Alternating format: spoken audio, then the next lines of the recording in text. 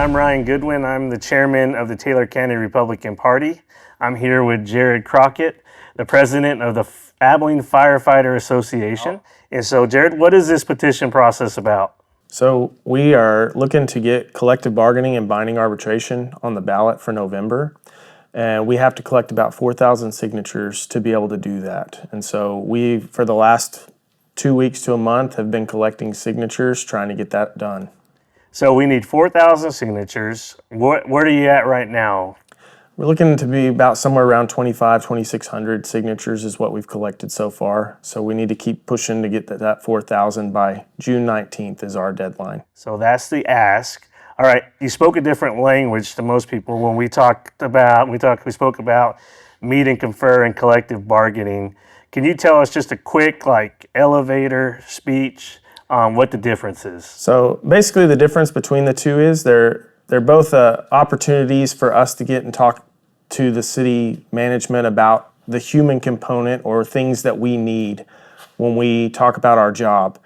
It allows for them to gain some stuff and for us to gain some stuff. The difference between the two is that meet and confer doesn't require either side to come to the table and actually make an agreement. Collective bargaining does, and it gives strict guidelines on how we negotiate and timelines for that negotiation process to get done.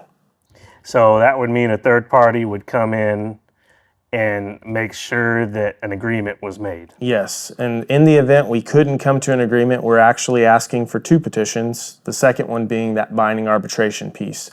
So because district court and these things could be expensive, we've opted to go for getting an arbitrator in there so that we can get a decision made quickly and as cheaply as possible. And so when we go to the arbitrator makes a decision on that, and it's binding. We have to follow it, and so does the city. So in talking to people and some of the firefighters, I thought y'all had a deal already. When you talked to Emily Crawford, I heard that you had something going into place, and then you got to city council. Could you explain a little bit about that? So just to go back to, we usually negotiate over 3 to 6 months, depending on how it goes. And in this process, we were held to the very end right before our contract expired. We really only had about a month and a half to negotiate. So we did negotiate. We had 3 meetings, and we came to an agreement. Both sides agreed to it. We sent it back to our membership, and they unanimously supported the contract that we got. And then it went to council for the very last day of the council meeting that we could put it on before our contract actually expired, and they voted it down.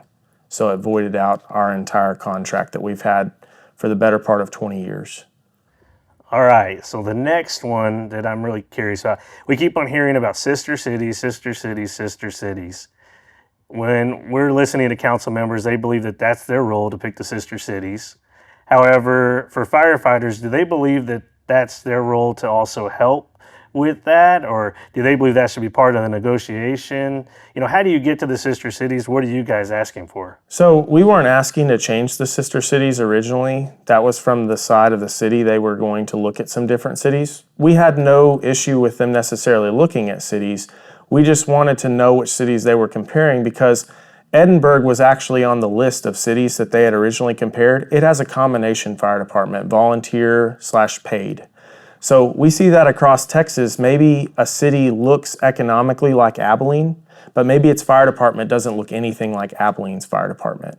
And so when we talk about negotiating the cities and having some input on that, that was really what we were asking for, was to be able to have a good seat at the table to negotiate or talk about the cities they were actually considering.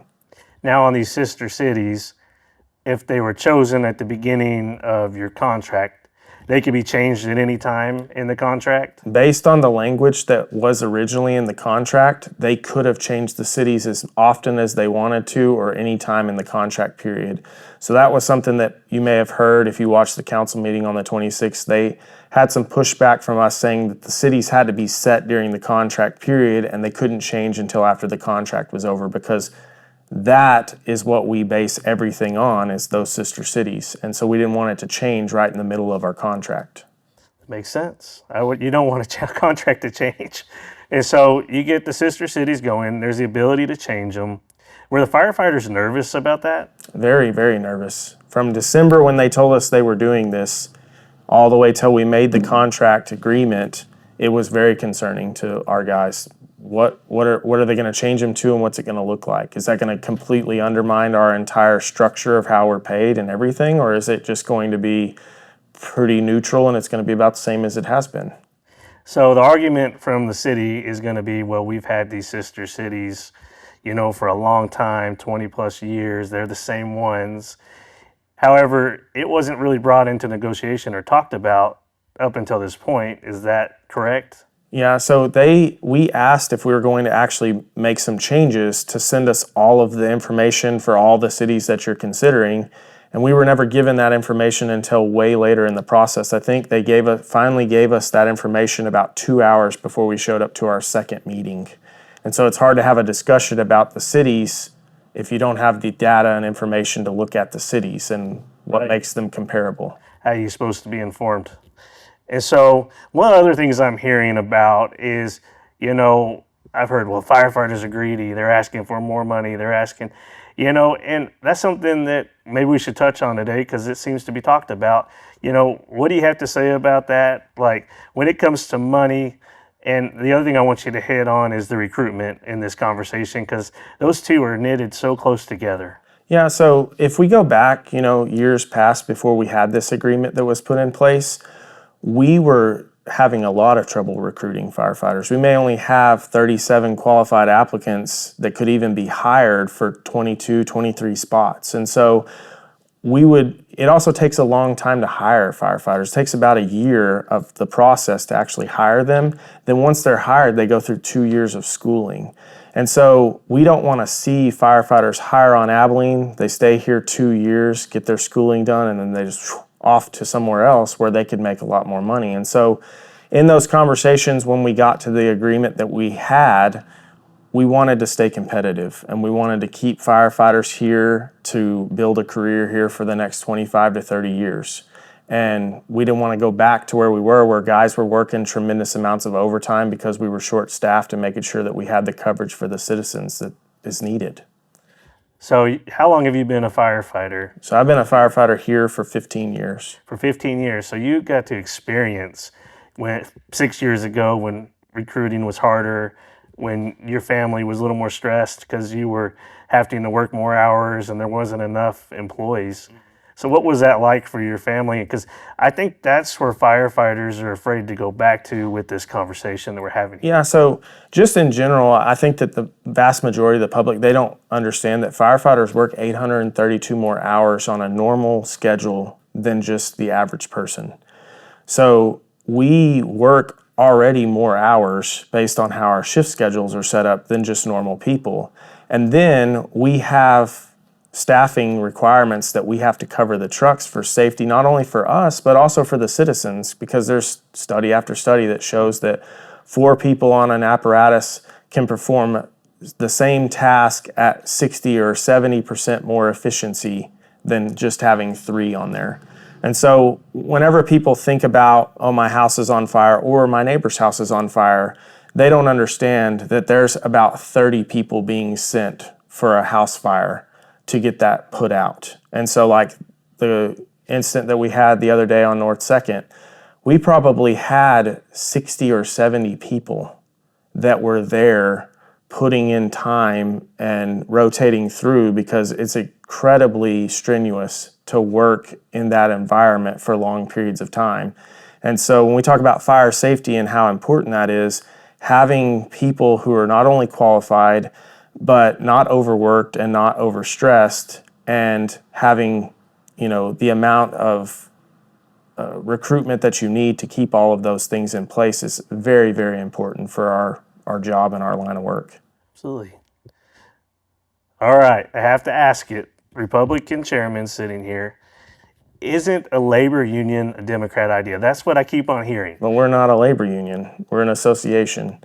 So directly in what we are governed by, which is called 143 Civil Service Law, if we were to strike or refuse to do any of our job or service, we would immediately be fired, and we could actually be fined and take criminal charges against us. So we are not in any stretch or form a labor union. We are here trying to negotiate a contract on behalf of our firefighters to give the human component side, asking the city for things. And that's something I want to touch back on that we talked about, what's this give and take? The city gains things in these negotiations, not just us. So if they want to have easier hiring practices, they want to have differences in promotional exams and have more say over that, all of those were things that they had in this contract. So there's give and take from both sides. We're not a labor union, it's just a negotiation to be able to work together, share information, and come to agreements that benefit both sides. How can the citizens of Abilene support you? So I think that's a great question. The citizens can support us and help us as they already have been. We've seen an outpouring of support from many of the citizens across Abilene. So we need registered voters from Abilene to come and sign our petition to get to that 4,000 mark. If you can follow us on Facebook, we've been releasing every location that we've been at about a week out from that. And we would love for you to come by, spend some time to sign our petition. You can ask us questions. We love to get involved with the community. That's been what's awesome in this entire process, is how supportive the community's been.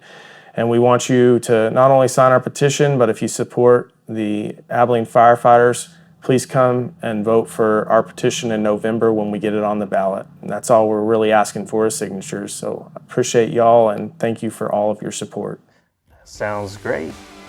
Well, we appreciate your time and you educating people on what we're doing here, or what you're doing here, and we support you 100%. I believe anything should be able to hit the ballot. We should be able to vote on it and to move forward. And so we thank you for your time.